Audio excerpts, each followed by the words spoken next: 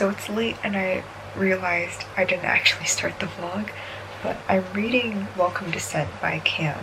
I'm paused on Bookly right now because I realized I started it and didn't start the vlog. My camera keeps going in and out of focus, and I think it's mostly because of the lighting.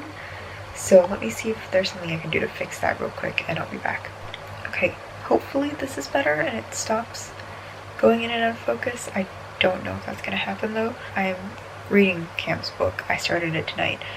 It's way past midnight and I should be asleep, but I was not having the best evening. My hairdryer decided to malfunction on me and spit dried plastic into my hair while I was attempting to diffuse, which is a completely different story. But I am now reading a little bit of the book, and I wanted to do a reading vlog for this because I did a reading vlog for one of his other books, you can't really call it that, it's like 25 pages or something, and it was a satirical take on a romance novel, and I did like this huge analysis of that book. And now that I'm reading his actual book that he put legitimate time and effort into to make it really good, I want to do a reading vlog to like actually document the experience and talk about it. This focus is bothering me so much. I think it's the lighting, but I'm not actually sure.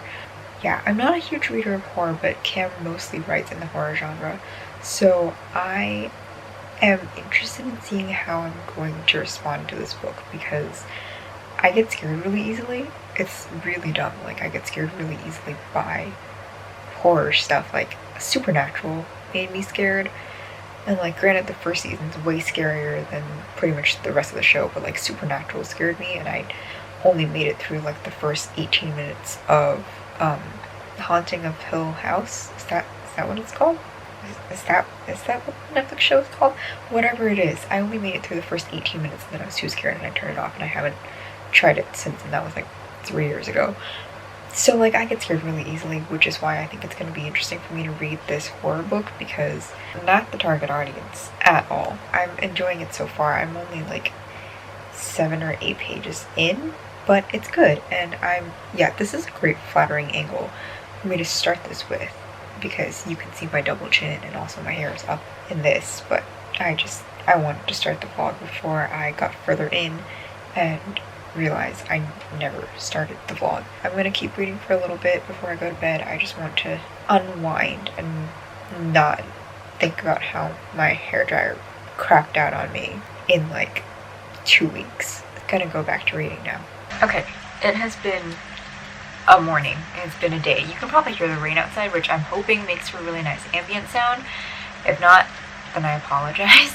I did read the first couple of chapters of Welcome Descent last night, and I haven't touched it since. But I got so scared last night that I had to put it down, because the idea of something skeletal in the corner of my room was just way too much after my hairdryer melted and spat burnt plastic at me, and I was just already dealing with that. So like, I wasn't in a space where I really wanted something that scary, and admittedly it took a little while for me to fall asleep. So I have not touched the book since yet, because I've been working on other things. I am going to export a video, so I'm going to read while I export the video and while I upload it. Hopefully that helps me get through a little more of this book, because I don't think I can read it at night. If I read this at night, I think it would go really badly for me. I just realized the camera's tilted. Give me a second. Okay, it should be level now. But I cannot read horror at night. I am, like I said, a wimp. So I will be reading the rest of it on my iPad, because I think that'll be a little easier. So I'm going to break out the iPad and read more. I think I can get through most of it, if not all of it, today. That will make it a bit of a shorter reading vlog than I thought it might be, but I don't know. I talk a lot, so who knows? I could probably make this into a really long thing. So far, I am enjoying it, though. I'm only about 30 pages in, so that means I have 247 pages left. Bookly says it'll only take me about 3 hours to read, and I think when I'm less scared during the day when there's light, I could probably read a little more and get more done. So yeah, that's what I am hoping. I literally just got a text from a friend about my hairdryer and why it might have smoked up and melted. Give me a second. Okay, anyways, basically I wanted to update you guys that I'm a scaredy cat and I will be reading more of this during the day, because if I read this at night, I legitimately don't think I would be able to sleep. Which, like, I'm not sure if it's that this is a testament to Cam's writing skills or if I'm just a chicken. I'm gonna go export my video now and read more, and then I'll update you guys to see if I'm still scared during the day. Okay, I apologize if the angle and the lighting is really bad and if I keep going in and out of focus. I'm getting ready for bed and I thought I would update you guys a little bit on how the reading's going. I didn't actually read much after the last clip. I was gonna read and then I, for some reason, ended up journaling or going on TikTok. I don't remember the exact sequence of events, but I ended up doing something else instead of reading. I have read since. I've read 53 pages since, and I will admit that I am not following probably as well as I could be. I think it is partly because I am feeling really tired, and partly also because I'm not good at following stories that are written in this way, like stories that are meant to be psychologically trippy and like move from one thing to another really quickly. I don't know if that like makes sense or if I'm explaining that correctly. I don't have a problem following stories that are psychological or that, you know, change settings really fast. I just have an issue following things that are a little more written in the style of a dream, I guess. It's the best way I can explain it. Which is not to say that the book is bad. It's not. It's mostly that I'm not used to reading stuff like that. I think in the past 3 years I've picked up, I think 3 horror books. I think, yeah, that sounds about right. So, like, it's not something I'm familiar with, and therefore it's harder for me to understand the things that are supposed to be normal within the genre, I guess. I don't know if I'm doing a good explanation of this. I am enjoying the book, but I am finding that I'm a little bit lost occasionally, and I think that's more a me thing than a book thing. I don't think I'm experienced enough within the genre to really understand like the stakes of what is going on. I will say that it is a lot less creepy when I'm reading it in broad daylight, or at least in the light of my living room, so that's a good thing, because I'm going to read a little more before I go to bed now, and with this lighting I'm probably going to be really scared, to be honest, because like the story is doing a good job of creating all these creepy events and making you wonder exactly what is going on. I think, okay, a better way to describe it would be, not that I've seen the movie, but Inception, how you don't know what's real and what isn't, and you slowly kind of figure out like, oh, this might be taking place like in reality and this might be taking place somewhere else, or things are just weird. That's kind of what things feel like right now. We're gonna switch angles. Yeah, that's kind of the vibe I'm getting. Like, I'm not sure what exactly is real within the story, and the main character isn't either, which is a good thing, because then I'm questioning things the same way the character is, and I'm going along with him on this experience. But I am feeling a little bit lost, and I think that's just me being tired and not being absolutely sure what's going on. That's my little update. I don't know if any of that makes sense, but I'm going to read a little more and then I'm going to go to bed because I am really sleepy. I would like to officially note that it is past midnight. I have to pee, and now I'm scared of going out and going to the bathroom, so thanks, Cam. I'm alive. Was my heart pounding the entire time? Yes. Is Cam gonna hear about it during the live stream on Saturday? Yes. I'm too scared of horror stuff to be reading a book like this. Why am I doing this to myself?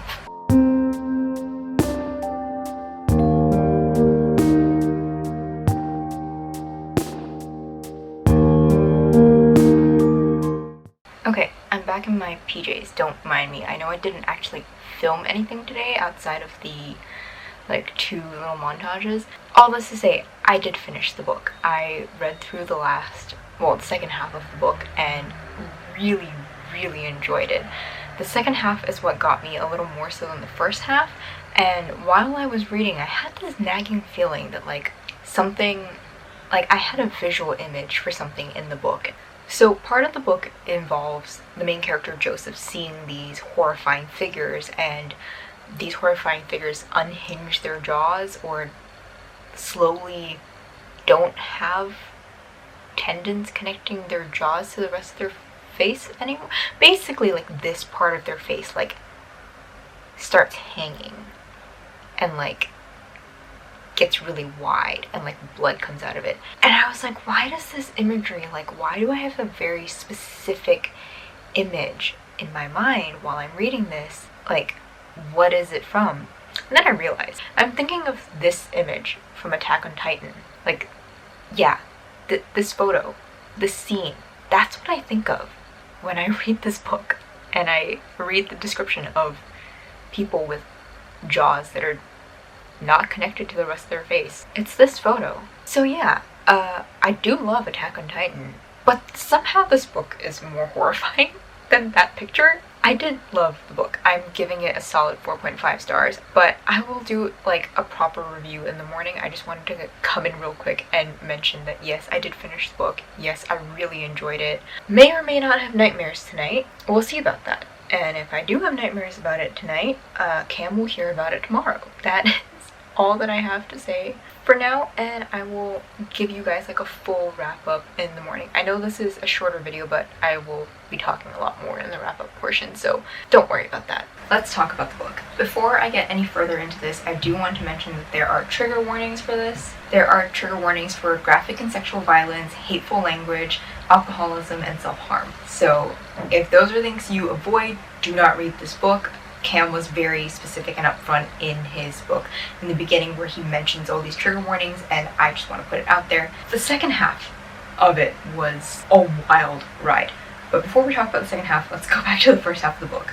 I read the first half of the book in a couple different sittings, and it took a while for me to get into the story because horror is not a genre I'm very familiar with, and I didn't really like the main character, so I had a bit of a hard time trudging through the story. I felt like I was not bored, but just not really engaged. Once I hit the midpoint mark though, that completely changed. The pacing was a lot better. I understood the stakes a little more. Things were being revealed that kept me interested in the story, and that's when I really found myself like being really invested. I sat on my couch like staring at my iPad screen while I was reading, and I was just so into the book that like I needed to know what happened next. It was a little weird for me to read the story because the main character's name is Joseph, and that's my dad's name. So I occasionally would be like, Joseph. Dad.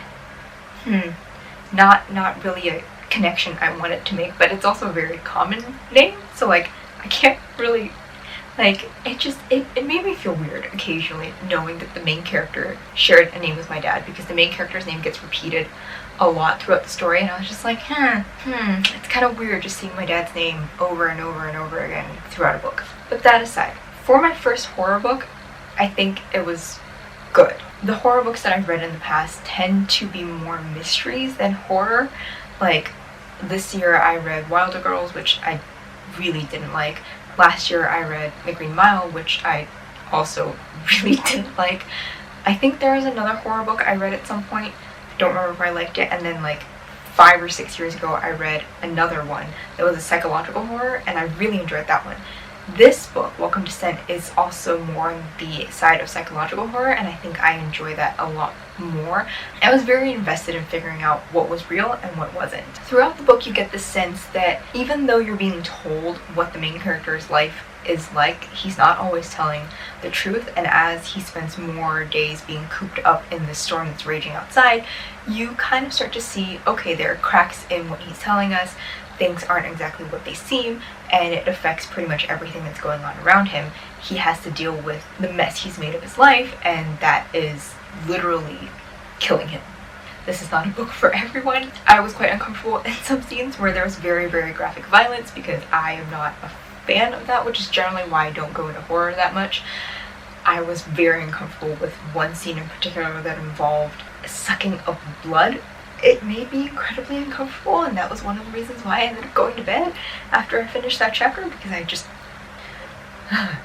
The scary elements of the book, to me, were scary. But I am easily scared, so take that with a grain of salt when I say that it's scary. I was very uncomfortable with a lot of the violence. I was very freaked out by the appearance of these creatures that the main character's neighbors were turning into, and like I said in the previous clip, that image of the Titan's mouth just kept coming into my head because that's all I could think of. And like, it just got progressively worse with their jaws hanging lower and lower down. I don't like just that in general. I know some people can like unhinge their jaw and it's like a talent, but it really freaks me out. People who can like move their bones in places they're not supposed to be able to really freaks me out. I say that, but like my fingers can bend really far back, but that's not as bad as like unhinging your jaw. Like that just, oh, I'm not a fan of that. And for that reason, this book was really uncomfortable and unsettling for me, which meant that it achieved its purpose.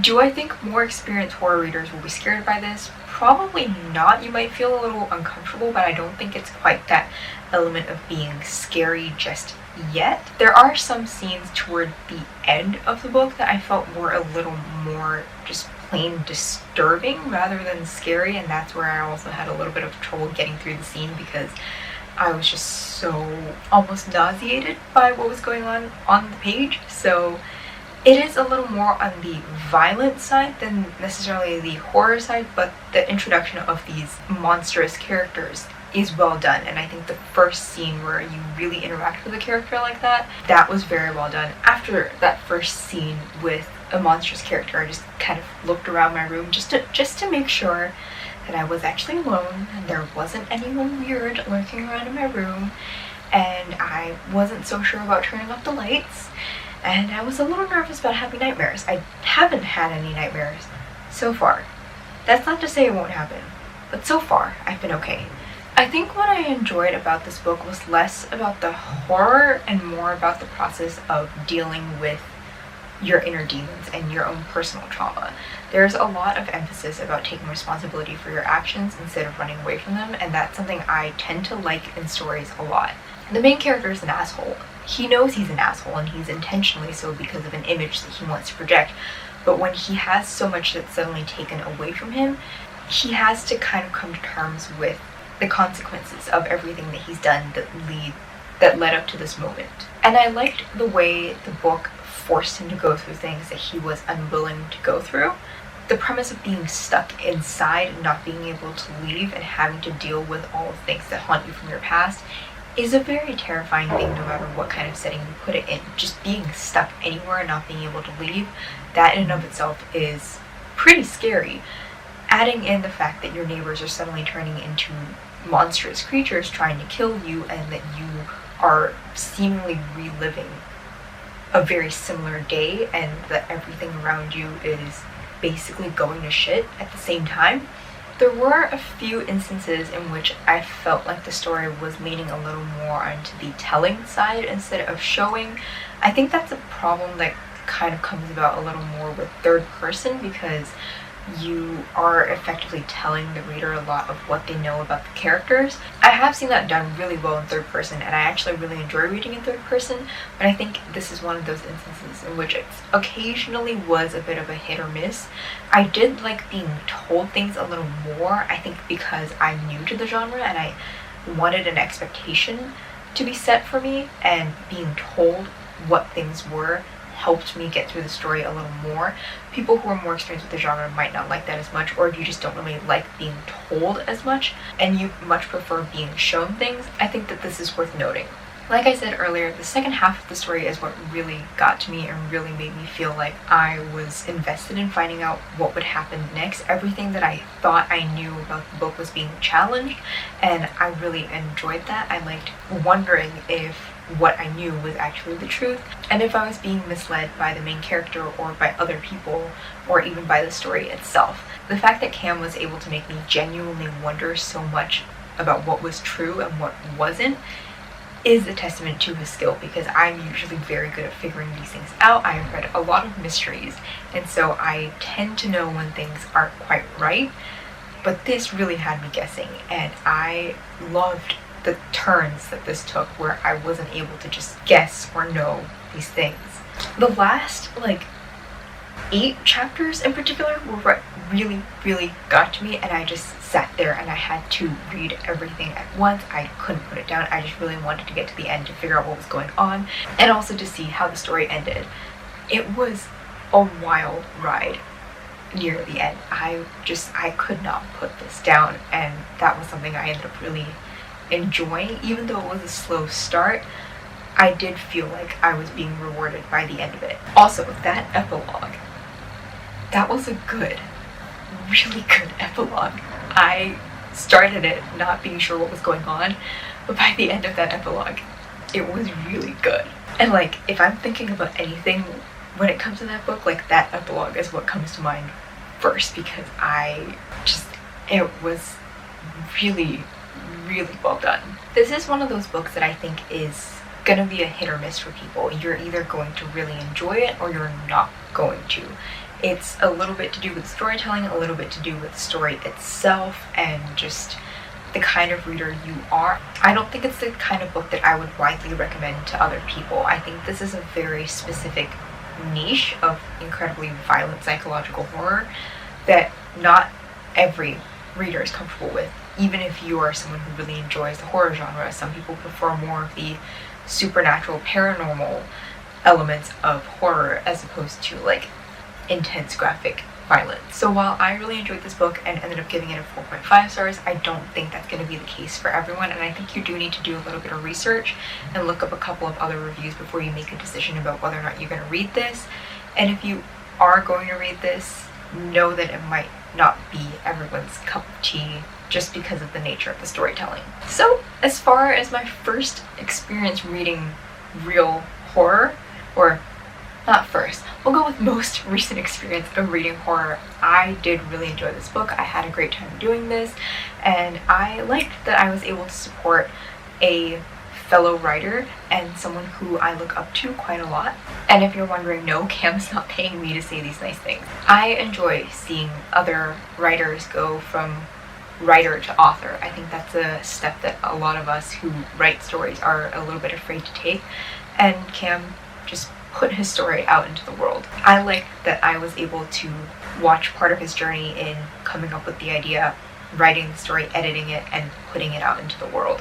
I think that's what makes me happiest about reading this, to see the culmination of all his efforts actually on the page in my hands. And considering the fact that he actually made me enjoy a horror book outside of when he made me incredibly uncomfortable and disgusted and scared, I'm really looking forward to his next release. He has recently released a horror anthology with a few other writers as part of an effort to raise money for charity. It just came out, I think, this past week, and I think I'd be interested in picking that up just to see how horror works in a short form and how I feel about that. But Cam is also working on a collection of his own short stories within the horror genre that he is looking to publish sometime next year, and I'm really excited for that because I'd love to see what he can do with a shorter form of storytelling, and to see if he can really up the stakes with the horror factor a little more. And maybe I'd be a little less scared if I knew that they were shorter stories as opposed to reading an entire horror novel. So I am excited about that, and I will be eagerly awaiting the announcement of when he's releasing that collection. In conclusion, it was a good book. I enjoyed it. Might not be everyone's cup of tea, but do your own research before deciding whether or not you're going to buy and read it for yourself. That is all that I have for this video. I hope you enjoyed watching me react to the book and to hear my thoughts about this. I have missed filming reading vlogs, and I want to get back into it. They're just a little harder for me to film at the moment, but I have a lot of ideas for them, and I kind of planning a series of reading vlogs for the future. But until then, I hope you enjoyed this video, and I will see you guys in another one next week. Bye!